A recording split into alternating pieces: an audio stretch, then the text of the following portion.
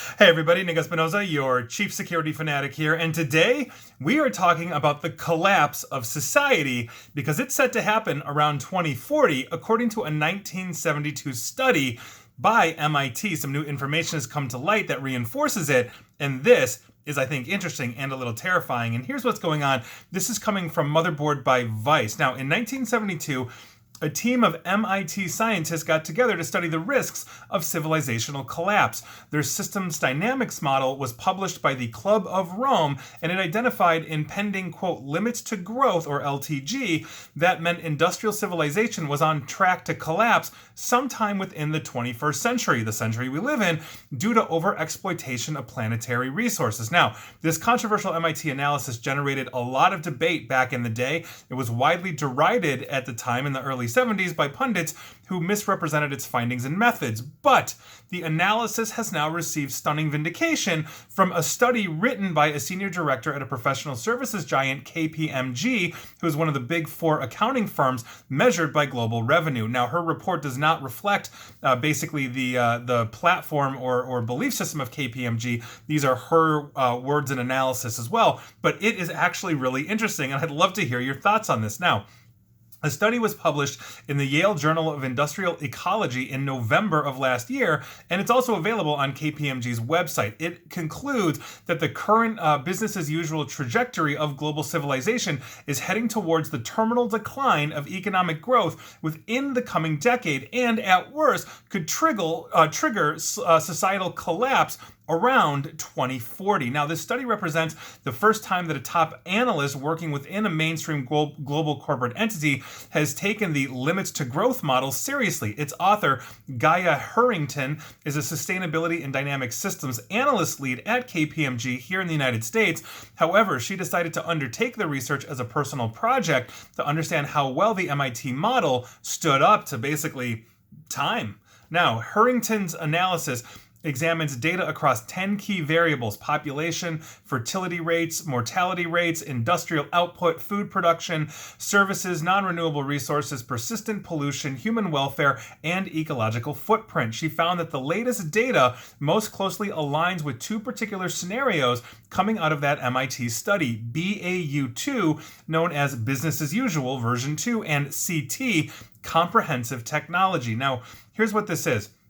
Harrington told Motherboard by Vice, where I'm getting this from, basically that the MIT World 3 model's collapse, quote, does not mean that humanity will cease to exist, but rather that, and I quote again, economic and industrial growth will stop and then decline, which will hurt food production and standards of living. In terms of timing, the BAU2 scenario shows a steep decline set in around 2040. Now, unfortunately, the scenario was the least closest, or rather the scenario that was the least closest to fit the empirical data that she had collected happens to be the most optimistic pathway, known as SW, or Stabilized World. This is a civilization that follows a sustainable path and experiences the smallest declines in economic growth based on a combination of technological innovation and widespread investment in public health and education, as well as renewable sources of energy. So I think this is actually really interesting because we can see some of these elements here. We have technological innovation growing at a rather rapid pace, and by virtue of that, there's a lot of people that are consuming these goods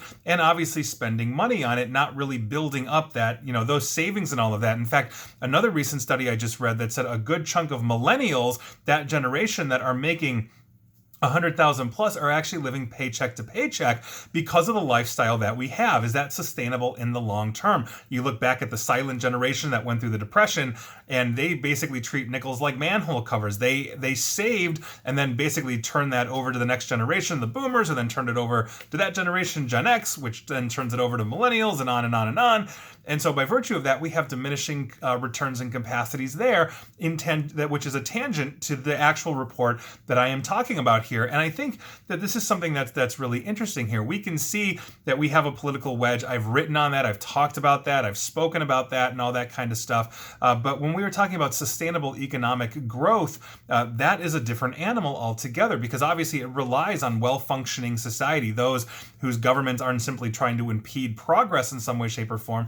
But you also can't have, according to this report, too much progress, which is something I've said before. I literally just wrote this in an article for Smirkanish of CNN and Sirius XM fame, that basically there's going to be a group of people in the population that if progress happens too quickly, they'll be fine with it. But there's another group that basically sees it as a threat and might throw a revolution. So there has to be a balance that's made. And as we are moving on this trajectory, if you will, to 2040, where we're seeing this economic collapse and we're seeing wealth transfers happening, not just in massive cybercrime like we just saw with Revil and Kaseya and JBS and all of that, but wealth transfers from country to country as other countries rise and start accumulating wealth. China has been rising. Their economic growth and GDP has been growing as well. The United States has not been growing at that same pace. So we're going to see what happens with this. And that is, of course, assuming we don't blow each other up in the next 20 years anyway. And so there you go. We do have some good things. And the Vice article mentioned as well that, basically getting the COVID vaccine done as rapidly as we did actually shows that we can move very quickly when we put time, effort, energy, and resources into this.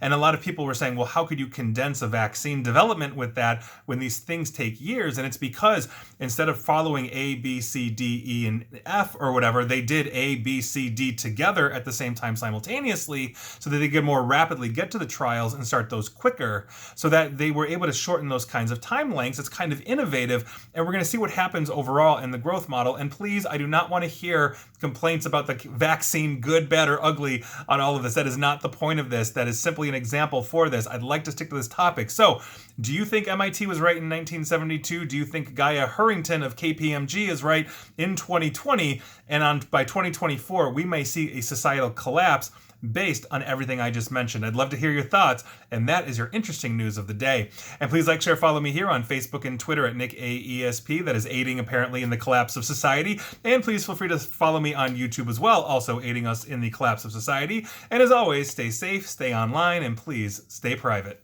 Thanks, everyone.